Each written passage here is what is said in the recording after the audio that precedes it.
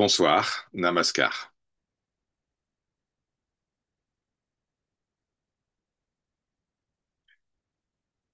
Dans la Bhagavad Gita, le Seigneur Krishna dit: il vaut mieux faire son devoir propre, même imparfaitement, plutôt que d'accomplir le devoir d'un autre.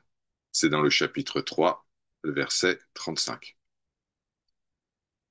Alors quel est ce devoir propre, ce devoir suprême, soit dharma en sanskrit, dont nous parle le Seigneur? Est-ce qu'il s'agit de suivre à la lettre les instructions, les rituels, les coutumes de notre tradition, de notre voie spirituelle? Est-ce que c'est remplir nos obligations de parents, d'enfants, d'époux ou d'épouses, de citoyens, d'employés ou d'employeurs?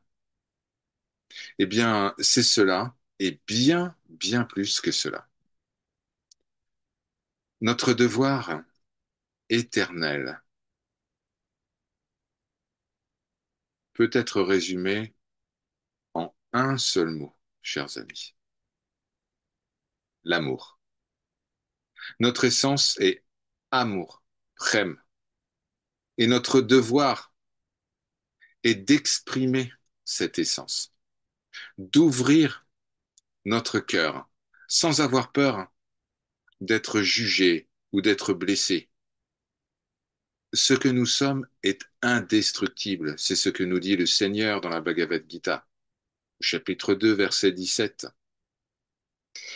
Combien de vies, oui, combien de vies avons-nous passé à ne pas dire suffisamment je t'aime, par peur du ridicule, de l'échec, de la non-réciprocité?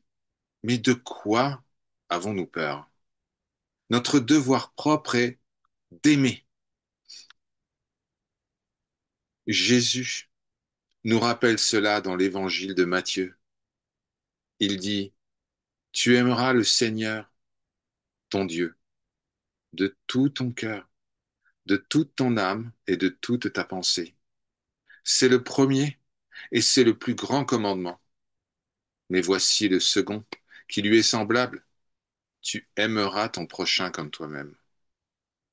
Dieu et le prochain sont semblables.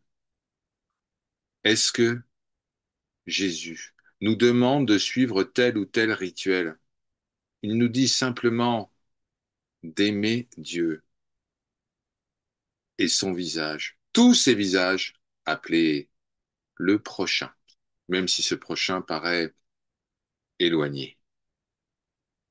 Est-ce que cela nous exempte des obligations religieuses de notre tradition spirituelle?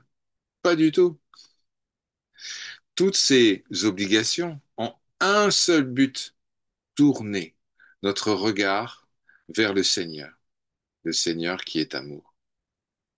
Ce ne sont pas en réalité des obligations, mais une aide précieuse face au flot ininterrompu des pensées, et notamment de celles qui nous distraient, qui tournent notre attention vers l'extérieur.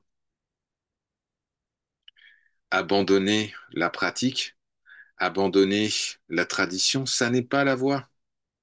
Au chapitre 18 de la Bhagavad Gita, le Seigneur Krishna dit: les actions fondées sur le sacrifice, la charité et les pénitences ne doivent jamais être abandonnées.